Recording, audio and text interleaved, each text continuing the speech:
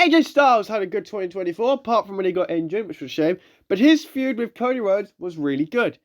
And as much as I don't like heel AJ Styles, heel AJ really did carry SmackDown for quite a while in 2024 because Cody needed an opponent, and his first opponent after he won the title was AJ Styles.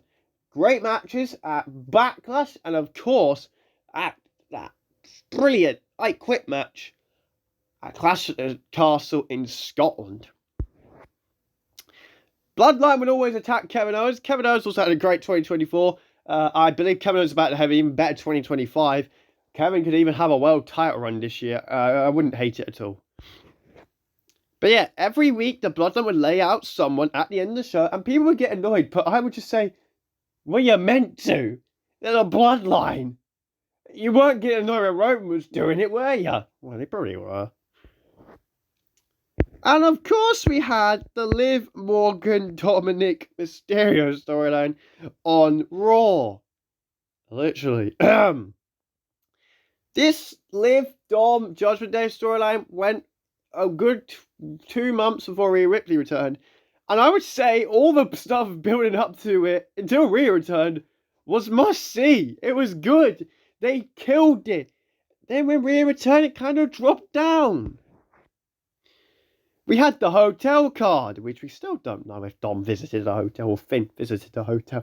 Would love to know if someone could just ask Liv. No, Liv, yo, where's did someone go to the hotel? No, okay, cool.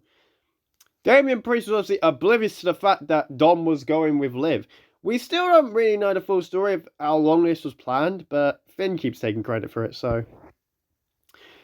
We also killed Ricochet in 2024 and put him on AEW. Thanks to Bron Breakker, who had a phenomenal 2024, 2-time Intercontinental Champion already, and I'm definitely seeing world titles for him in the future. Shout out also to Alba Fire and Isla Dawn with their crazy, shocking, absolutely shocking win at Clash at the Castle in Scotland when they became the Women's Tag Team Champions after pinning Jade? Was it Jade? I think they pinned Jade. I can't remember. I believe it was Jade Merritt got pinned. Or it wasn't Jade, but who cares? They shocked the world completely. Main event Jey Uso's entrance is the most over thing in 2024, and it's built him up to 2025 to win the Royal Rumble, and obviously to get a shot at the world title against Gunther at WrestleMania. A lot of people aren't happy about Jey Uso in the Rumble. I say go suck yourselves because I don't care. Moving on. CM Punk's Drew McIntyre feud. Just phenomenal. Just phenomenal. This is the problem. 2025 has a lot to live up to because WWE just killed it in 2024. Feud after feud was must-see TV. I could have missed Raws and SmackDowns live.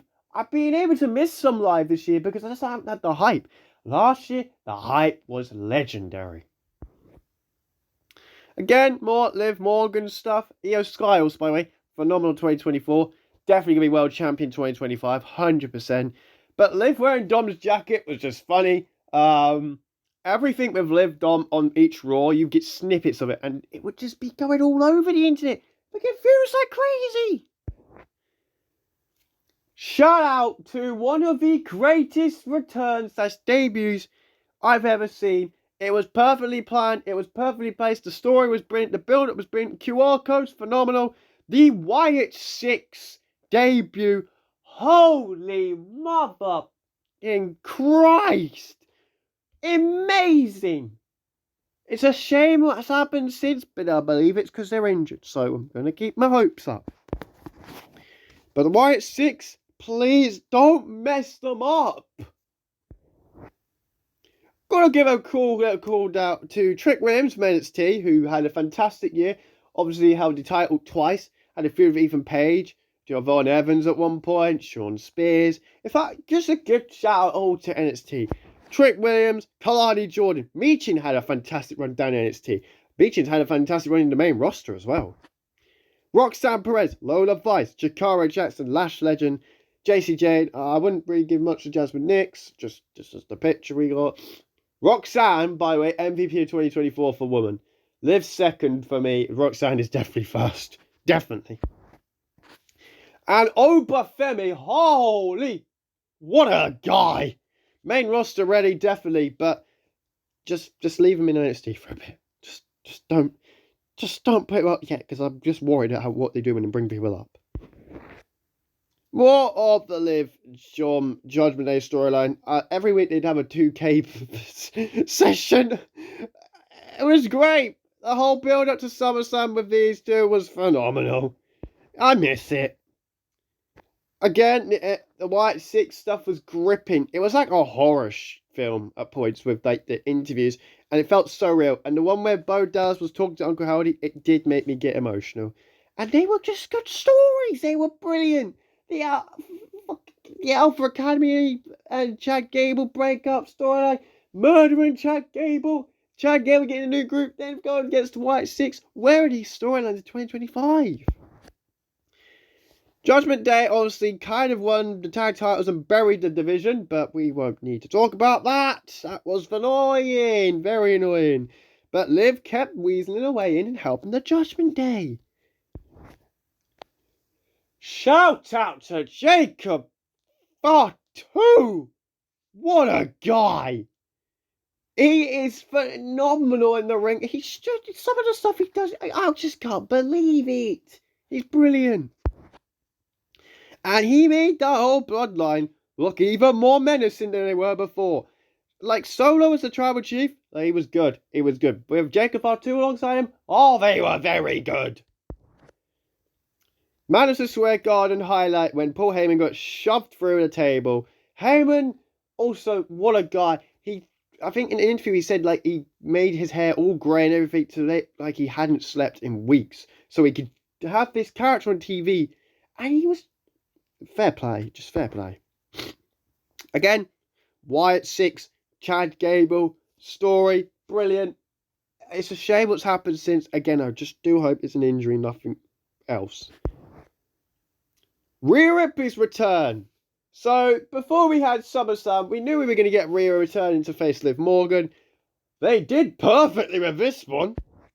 Liv had just helped Dominic beat Rey Mysterio. And of course, well, Dominic was hugging Liv and then looked like he was going to kiss Liv and then, this is my brutality. The theme song, which is Liv Morgan's nightmare now, came on. Bang. Rhea's charging after Liv. Liv runs away. Apparently this was because Rhea was injured still, so they couldn't have any fighting. It was fun. Fun times. And then obviously we had the promos between Liv and Dom and Rhea. And Liv trying to seduce Dom was kind of crazy, I can't lie. Some people may have took it a bit too far on the internet as well. Bit of a problem with the fans on the internet. Just gonna say that right now. Some of the stuff I see on Twitter, I don't ever want to see again. Please leave it out. But this was good build up to SummerSlam. I mean, sometimes Dom's just a lucky guy, let's be honest. Dom had probably the best summer of his life. We'll move on from that. And yeah, of course, at SummerSlam, Dominic Mysterio betrayed Rhea Ripley, helping Liv Morgan retain the Women's Championship. What a story. And then it went downhill. I mean, a couple of times they put the Judgment Day strong on Raw, but apart from that, yeah, Rhea and Priest would always bury them. It was a shame. Bash in Berlin was a fantastic pay-per-view. International crowds were phenomenal for the rest of the year. And CM Punk vs Drew McIntyre in a strap match was a way better match than I thought it was ever going to be. I've got to respect it. They made me enjoy a match called a strap match. Fair play. Kevin Owens vs Cody Rhodes. This was before Kevin had turned heel. Brilliant. Again, fantastic. Kevin didn't pull the trigger. Now he will. Well, he won't because he's never going to win the title off Cody. Also, Ethan Page, Joe Hendry, Trick Williams all had a phenomenal year. NXT No Mercy, seen this picture though, he's crazy. One was in AEW at one point, 2024. One was in TNA. And one was Carmelo Hayes' bodyguard at one point. What a weird year. Cody Rhodes and Solo Sikoa's storyline, I gotta say, it grew on me quite a lot. I didn't hate it in the end, and I do believe this was perfect for Solo's character. However, Solo losing each time, as much as we knew it was going to happen, do feel for him a bit. Obviously, we got to talk about the return of the Tribal Chief, the OTC, Roman Reigns. The biggest babyface at one point in the summer. Now, his SummerSlam return was phenomenal, but I think the one that shocked me more, because we knew he was returning to SummerSlam, it was kind of obvious, was when he just turned up on that random SmackDown, and then they teamed up to face Jacob Fatu and Solo Sikoa Bad Blood. What a weird year. Enemies to friends, kind of. Jey Uso won the Intercontinental Championship in 2024, held it for like 30 days, but who cares? The moment was amazing. Doesn't matter if he lost it quickly. It was an amazing moment. And just seeing that picture warms my heart. Want to see him with that world title very soon. Bad Blood was a good pay-per-view. I don't care what people say. Roman Reigns and Cody Rhodes versus Jacob Fatu and Solo Sikoa, though, should not have main evented the show. And let's be perfectly honest here, it should never have main evented the show over the Hell in a Cell match, which was like two men trying to kill each other, which was amazing. CM Punk versus Drew McIntyre was probably the greatest match in 2024. It's just close between Cody and Roman, but I think on a match basis, this is the best match. On a storyline basis, it's Cody and Roman. However, you could go either way. Now, the reason, of course, that the main event was Roman Reigns and Cody Rhodes versus Jacob Fatu and Solo Sikoa, as well as it being Cody's hometown, The Rock returned to count to 3. So if anyone couldn't count to 3, well, now you can count to 3. I'm so happy for all of you.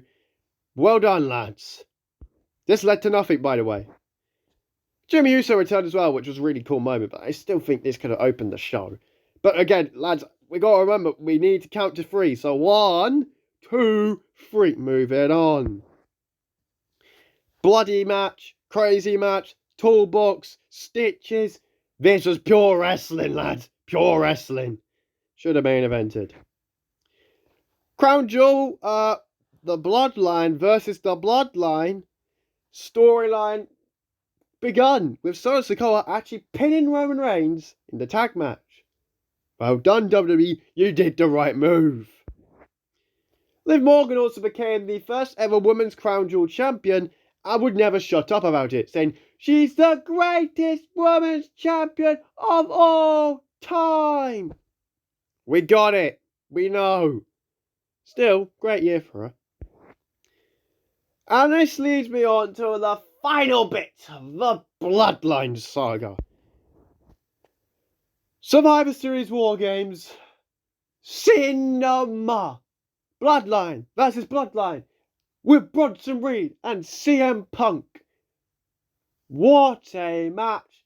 Bronson Reed obviously sadly got injured. Jimmy Uso sadly got injured, but is back already. Solo Sikoa got 5-on-1. He was done for. Punk teaming up with Roman was crazy. Heyman going up shaking the cage on, "You need to work together." This match was fantastic. And this is the problem I think people have got with the start of 2025. How in the hell do you even compare the 2 years? 2023, on the other hand, I wouldn't say that was a bad year at all. But 2024 cooked that year. And 2023 was fantastic at points. Fantastic. So what can 2025 do? Well, it should do with Jey Uso winning the title. Probably not in the main event. Open the show. Give people good vibes for the entirety of the show. If Jey wins the title like the opener of night 2, gives people good vibes. You know, yee, next match. But you're happy Jey won. Or maybe you're not happy Jey won. Cody DeCina Punk, I think, is the way to go for this, to be honest. Or, I don't know who's going to win the chamber. It could be Punk. It could be Cena. They could both pin each other at the same time. You know, that's happened before. I know it's crazy to say. That could happen. Roman vs. Seth is definitely a match I would want to do. I don't really know what else you can do on the show. Liv Morgan, Io Sky, Rhea Ripley, Triple Threat. Or Rhea Ripley, Bianca Belair, Io Sky, Triple Threat. Liv, what do you do with Liv, though? Because she does deserve something, in my personal opinion. Where the hell's Jade Cargill been? What's Dominic Mysterio doing? Is he facing Rey for the 3rd year in a row, and this time, bloody win? There's so much drama, so much craziness in the WWE, and there's so much more time. I know the build-up to WrestleMania last year was so much better than we've got this year. But hear me out. Gunther attacking Jay for 10 weeks in a row might just make people get excited in the match. Might. It might do it. It's not the same as The Rock beating up Cody Rhodes for 10 weeks. But you can never top the build-up to Mania last year. You can't. The expectations we had was The Rock Roman was going to be this year. Because we said that last year. Look, we'll get Cody Roman this year. Rock Roman will be next year. We were wrong. Am I complaining? No, I'm not. Are the Bloodline fans complaining? Yes, of course they are. And now blaming the Cody fans. Just grow up. Rock Roman was never going to be a better match than Cody Roman anyway. Sure, Rock showed out in that tag team match. But if you really want to see Rock Roman, just watch Roman spear Rock about 4 times over and over again. That's fine. But anyway, did WWE peak in 2024 was the big question at the start of this video. I would say yes, for now, because you can't really say 2025 has any chance of topping it. They've got to go all out. And I'm here for it. I'm ready to see what they can do.